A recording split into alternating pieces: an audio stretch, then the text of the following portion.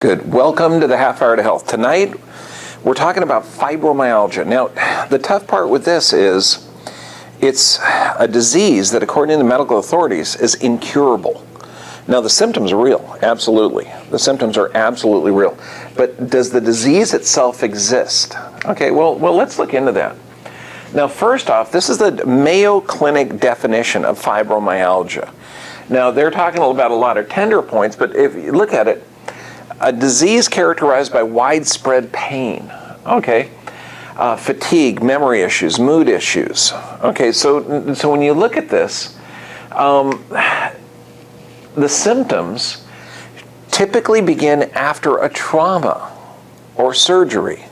So think of this. So we've got a condition that has widespread symptoms: pain, discomfort, mood alterations, muscle aches, joint pain, everything else, that generally comes on after a trauma. Ooh, doesn't that make sense? So now, what's the modern medical world do when it comes to dealing with traumas? Well, first off, they do a chemical solution. They do muscle relaxants, pain relievers, anti-inflammatories, and all medications. They either slow or stop metabolic processes, or they poison an enzyme, or they block a receptor site. So obviously, if we treat traumas with toxic chemicals, you're going to end up with side effects. And I love this. According to the Mayo site, there's no cure for fibromyalgia. Exactly, because when you're looking for a chemical solution or a chemical cure to an actual nervous system problem, you're going to have a challenge with that. Now, when we look at the facts about fibromyalgia, okay, you're talking, people hurt all over. I've had patients come in here and say, "Doc, honestly, my hair hurts. I mean, everything. They can't sleep. It's miserable. It just wears you out." Now, the official diagnosis is you need 18 of 22 tender points. You need to be tender or sore for at least 3 months. I mean, there's no x-ray analysis. There's no diagnostic criteria that's subjective, that you can go in there, shoot an x-ray, get a blood test, and say that you have this disease. It's crazy. And then you've got this 19th century thinking. You know, remember the analogy of the blind man looking at the elephant. The guy at the trunk says, "Oh my gosh, it's a snake." The guy at the tail says, "Wow, this is some kind of weird plant life." The guy in the middle says it's a wall. And the guy hugging the leg says it's a tree.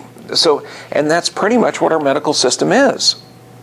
You take these people with fibromyalgia, they go to a gastroenterologist, and they're diagnosed with digestive disorders, and they're given an antacid, even though antacids cause muscle aches and joint pain.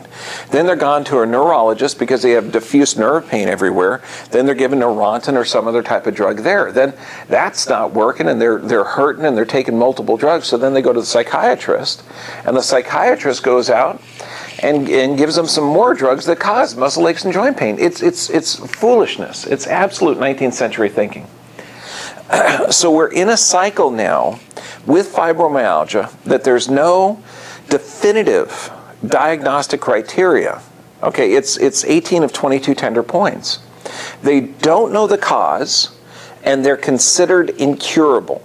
So what you've got this vicious cycle of stress, your body's natural responses to stress, chemical solutions to the stress, lowered resistance, increased sickness and disease, or it's symptom drug, symptom drug, symptom drug. And that's not how the body works. See, disease doesn't exist. Fibromyalgia doesn't exist. And I know that's tough to understand, and I know I'm going to get a lot of negative responses on YouTube, but it's like, does darkness exist? No. I mean, you can see the darkness up in the corner there, but darkness is just lack of light. It's just not enough light forming. So what we have to look at is darkness does not exist. Okay? It's lack of light. So disease doesn't exist. It's just lack of health. So we have to look at this not for looking for a disease. Okay? So disease doesn't exist. Now, when we look at this, this fellow, Dr. Roger Sperry, won the Nobel Prize for saying that posture affects the nervous system. Or what that means, okay, if the posture is altered, Okay, that's going to alter sensation or sensory input into the brain, and the brain controls every function. So far, when 100% of the patients diagnosed with fibromyalgia, I've seen a subluxation pattern, or their physiology is altered. So when you look at this, and you see a normal physiology, and then you see altered physiology, who's going to have more fibromyalgia-like symptoms? Well, let's look into this. This patient here, fibromyalgia, high blood pressure, fatigue. So what are they going to give her? They're going to give her blood pressure medications. They're going to give her antacids. They're going to give her all of this. And you can see massive amount of pressure here. So altered form, altered physiology, alters brain function, and that alters the expression of life. Okay, so they're going to have a dis-ease. Do you get that? Dis-ease. And it should be dis-ease. So look at the body as intelligent. When we approach people with fibromyalgia, we approach the body with respect and awe, the way it should be. And so we find the problem. The problem is, most people nowadays in the medical world, they're not approaching people with respect, that the body is intelligent. They're not looking as inflammation as the body trying to protect itself. See, this is my favorite quote from Voltaire. Doctors are meant to prescribe medicines of which they know little for diseases which they know less in human beings whom they know nothing. That's similar today. How can you take somebody, fibromyalgia, we have a 100% cure rate, 100% of the people with fibromyalgia come in here and they get better, and the Mayo Clinic, which is a heck of a lot more popular than my little office, okay, says it's incurable? Obviously, they're not aware of approaches that are effective. So we need to change that. What are they going to do? They're going to give a Tylenol, okay, or a non-steroidal anti-inflammatory, like Advil or Motrin for joint pain. We know that each one of those drugs, it destroys proteoglycan production. That's the building blocks of cartilage. So when these doctors are diagnosing you with joint pain and muscle aches, and they give you a drug that causes destruction of the joints, the doctors, in the doctor's mind, they're not going to see any positive results. So they're going to say it's incurable. Yes, as long as they keep doing the same thing, it's going to be incurable. Absolutely. So we need to take a different approach. Doctors who are watching this, get bold. Okay, understand, approach the body with respect and awe. Stop giving them chemicals to alter their physiology. And then you look at this. Prozac, antidepressants. How many patients with fibromyalgia are taking antidepressants? You know, I'm saying over 80% of them that come into our office. Now, did you know that Prozac is addictive and dangerous, or the selective serotonin reuptake inhibitors? Did you know that it hasn't been studied for more than 13 weeks? You got to figure every medication on the planet is going to poison an enzyme or block a receptor site on a cell. If you do that long periods of time, you're going to end up with some disastrous results. And this is what we're seeing. This is why medications over year are causing just incredible horrors. They put a black box warning on antidepressants that causes suicidal thoughts, suicidal behaviors. Black box warning. Now, how would you like to give a drug that has a warning? Increase incidence of suicidal thinking and behavior. Let me tell you, suicidal behavior, that's called killing yourself, okay, or trying to kill yourself. That's not good. So you have to balance this risk with need. That's absolutely ignorant. When we look at this, these drugs, they're supposed to be selective serotonin reuptake inhibitors, even though they say the mechanism of action, the antidepressants, is unknown. What they're not telling patients is that 90% of the body's serotonin is produced in the gut. So it's a gut dysfunction. That's right. So what we're seeing in fibromyalgia patients is an alteration of physiology, an alteration in gut function or normal physiology, and that expresses itself in symptoms. So to look for a disease is foolishness, and it's ineffective. To look for the actual problem and to respect the body, it is. Serotonin, feel-good hormone, you need it. One of the major causes is leaky gut syndrome. Now, this is coming from poor digestion, which means, let's say you've had an antibiotic, or let's say you've had a vaccination, or let's say you've had toxic food components, like genetically modified foods. What those toxic components can do, or pesticides, they can actually pierce the intestinal tract, because you've got this intestinal tract that's a tube. It goes from the mouth all the way down. If this tube actually, and how your body digests nutrients, these nutrients actually pass through the wall while it's being digested. Well, leaky gut means that there's certain toxicities or certain environmental factors that can cause those holes in the intestinal tract to be larger. So it causes leaky gut. So it allows large, undigested proteins into the bloodstream. This is why primarily what we get patients on who have been on fibromyalgia or with the fibromyalgia diagnosis, we have them get on a gluten-free, dairy-free diet, because the caseins in the dairy and the glutens in the grains actually are large proteins, and if they do have leaky gut, those undigested proteins get in the bloodstream. It can cause systemic inflammation. It can cause brain damage. Those large proteins can attach to the opiate receptors in the brain. This can cause the brain to literally starve and to cause a plethora of symptoms. So to heal fibromyalgia, you got to begin with healing the gut. To heal the gut, you got to look at the nervous system. Can you see a pattern here? I mean, it just makes sense. When you know that vaccines can cause leaky gut. Dr. Andrew Wakefield did multiple studies on how autistic kids have severe gut issues. Of course, you can't say that vaccines cause damage.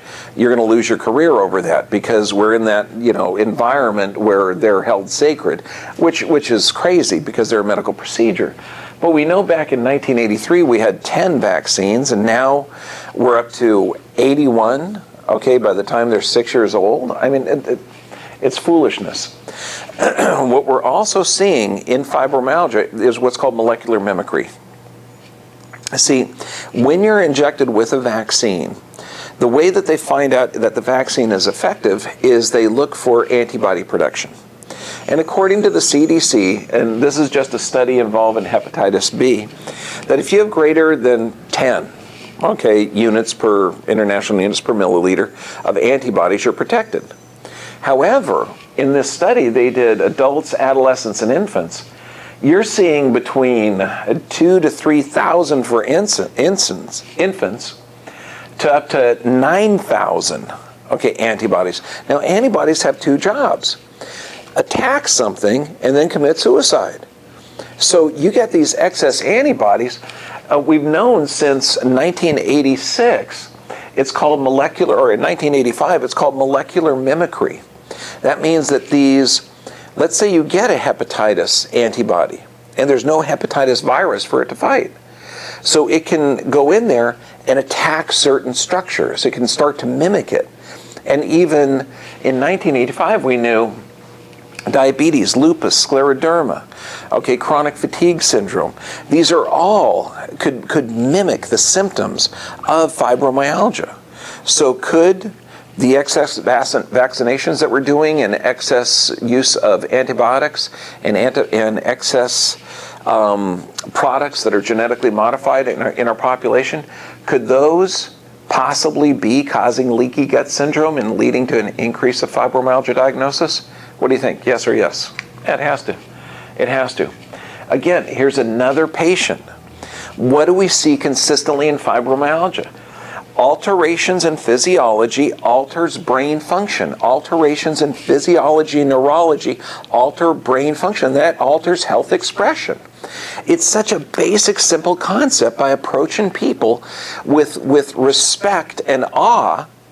And by gosh, did we just adjust the spine and correct it? No. We got them on a healthy diet. We repaired their gut. We understand the cause of it. And the solution is very simple. Here's the Journal of Spine. They're also saying that a kyphosis, or rounding over the shoulders, demyelinates the nervous system. That's similar to multiple sclerosis, okay, which is demyelinates the nervous system. Do you think that if somebody has forward head carriage, that they may have a rounding of the shoulders? Knowing that this is a normal posture and this is an abnormal posture, that curve in the back, according to the Journal of Spine, the more that curve rounds over, the more it becomes kyphotic, or rounding of the shoulders. That means that the person has more stress on their nervous system and more symptoms. So again, here's a patient, fibromyalgia, reversal of the curve in the neck. Fibromyalgia 90 days later. I mean, you start looking at this and you start saying, wow, this is incredible. Maybe the body is intelligent. Maybe fibromyalgia originally comes from some type of pressure on the nervous system. Maybe there is a cure, and not maybe my keister. Okay, it's true. The body is designed to give symptoms for a reason. Now, when we're looking, this is not an obese population. This is a population that's starving from healthy nutrients. Anytime you see somebody with excess human body, okay, what they're doing is they're taking in nutrients that they're not digesting. So the body's storing it. So this means the population is toxic. So we have to deal with the toxicities. Fresh fruits and vegetables, this is the solution to fibromyalgia. First, you look at the nervous system, make sure that's corrected. Second, you got to heal the gut, okay? By healing the gut, you put things that we know, like plant products, in the body. Fruits, vegetables, okay? Try and get it as healthy and organic as possible. No genetically modified foods. This is going to start to heal the body. So when you look at this, and I know it's a tough concept because most everyone is brainwashed in our culture to think that disease exists. But when you look at it, fibromyalgia, it's toxicity or deficiency. The same with every other disease, high blood pressure, diabetes, type 2, high cholesterol. I mean, all of these are deficiency or toxicities.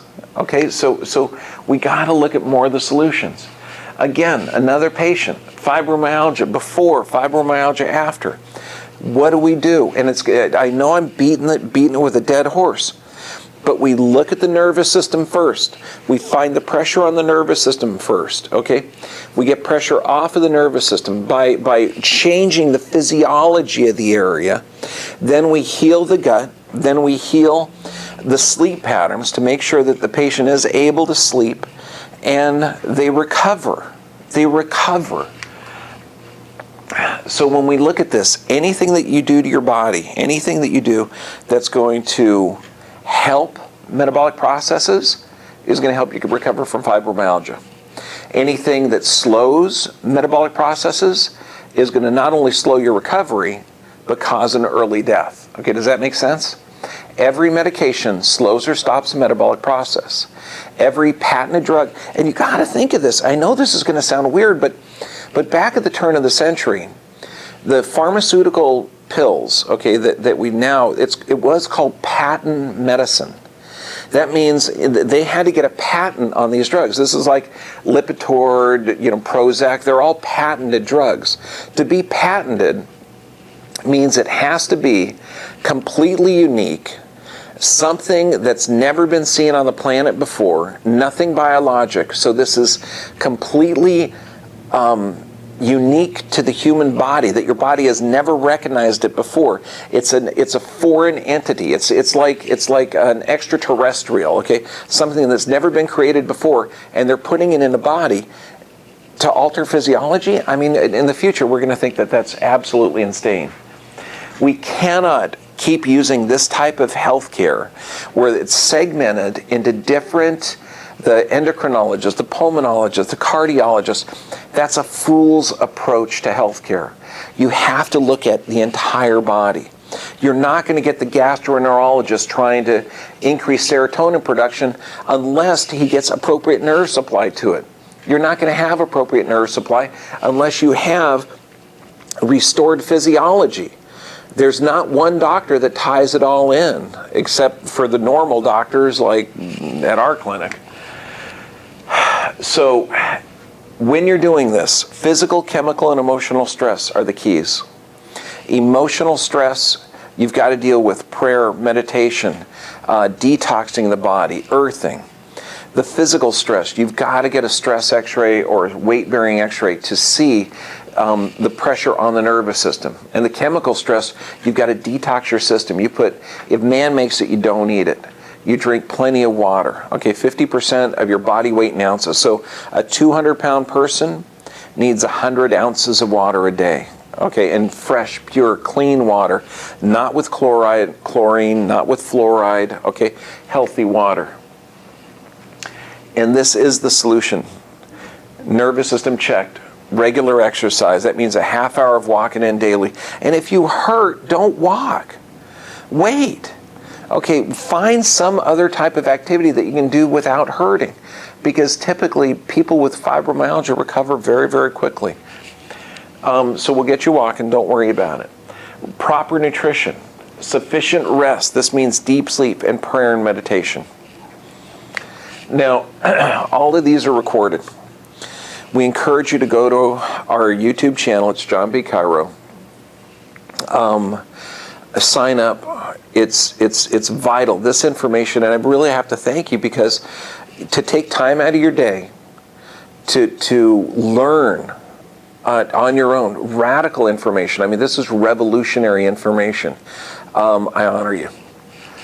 So, thank you very much. Have a great night.